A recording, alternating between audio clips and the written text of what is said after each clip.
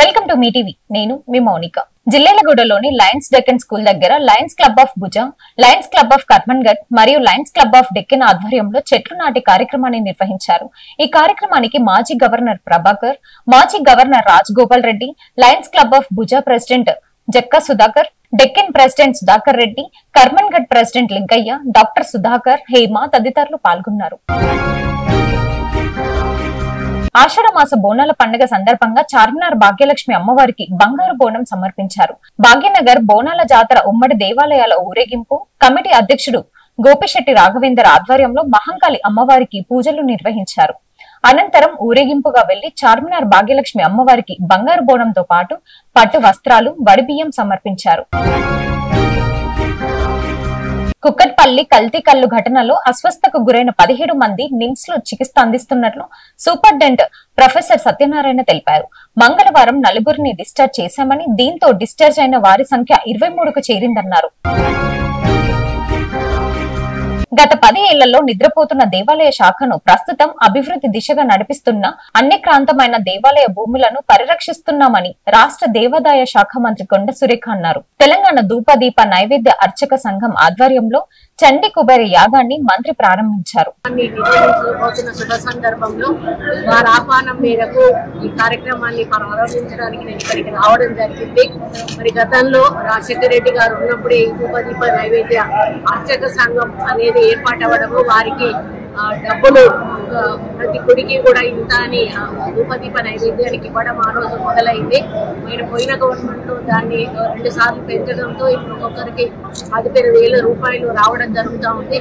ఇంకా ఖాళీ ఉన్న వాళ్ళని కూడా మేము అప్లై చేసుకోమని చెప్పి నోటిఫికేషన్ కూడా ఇవ్వడం జరిగింది.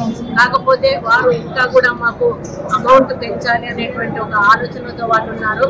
ఈ మధ్య కాలంలోనే వారికి ఎన్నో ఫెసిలిటీస్ కూడా కల్పించడం జరిగింది. అంటే మామూలు అర్చకులతో సహా వీళ్లకు కూడా వాళ్ళ కుటుంబానికి సంబంధించినటువంటి సంక్షేమానికి కానీ, ఆరోగ్యానికి కానీ, ఇతరత్ర రిటైర్ అయినప్పుడు కానీ, ఇటువంటి కొన్ని చదువులకు వాటికని కుటుంబంలో ఏమైనా అవసరాలు ఉంటే కూడా ప్రభుత్వం నుంచి ఆర్థికంగా కొన్ని సహాయ సహకారాలు అందించే నిర్ణయాలు కూడా తీసుకోవడం జరిగింది.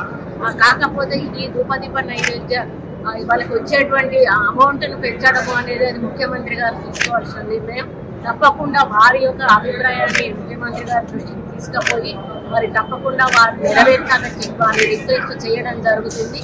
ఏది ఏమైనా కూడా లోక కళ్యాణం కోసం ఈ యొక్క యాగాన్ని చేయడం అనేది చాలా సంతోషంగా ఉంది.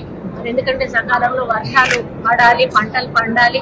మరి ఎప్పుడు కూడా కరువు కాటకాలు రాకూడదు. మరి ఇక్కడ కూడా అనారోగ్యాలు రాకూడదు. ఎందుకంటే గతంలో మనం చూసాం కరోనా లాంటి జబ్బులు, పూర్వకాలంలో అయితే కలరా లాంటి జబ్బులు వచ్చి ఊర్లు చనిపోతూ ఉండేవాళ్ళు. కానీ ఇవన్నీ కూడా నిలువరించాలి అంటే ఇటువంటి కార్యక్రమాలు తీసుకోవాల్సిన అవసరం ఉన్నది. కాబట్టి ఈ రోజు ఈ యొక్క అర్చక సంఘం ఏదైతే ధూపదీప నైవేద్య అర్చక సంఘం ఉందో వాళ్ళు ఒక మంచి ఆలోచనతోటి లోక కళ్యాణం కోసం ఈ యాగాన్ని నిర్వహించడం, వాళ్ళ సొంత ఖర్చులతో నిర్వహిస్తున్న సందర్భంలో మనం కూడా ప్రభుత్వం తరఫున సహాయ సహకారాలు అందిస్తామని కూడా మేము చెప్పడం జరిగింది. తప్పకుండా మా సహకారం కూడా వాళ్ళు ఉంటుంది.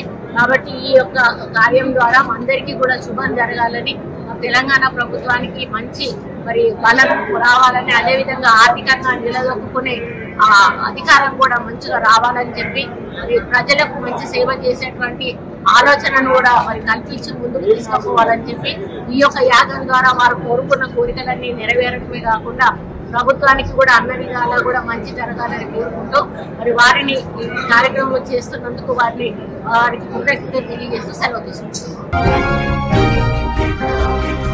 హైదరాబాద్ మలక్పేటలో చందు నాయక్ ను దుండగులు కాల్చి చంపిన విషయం తెలిసింది.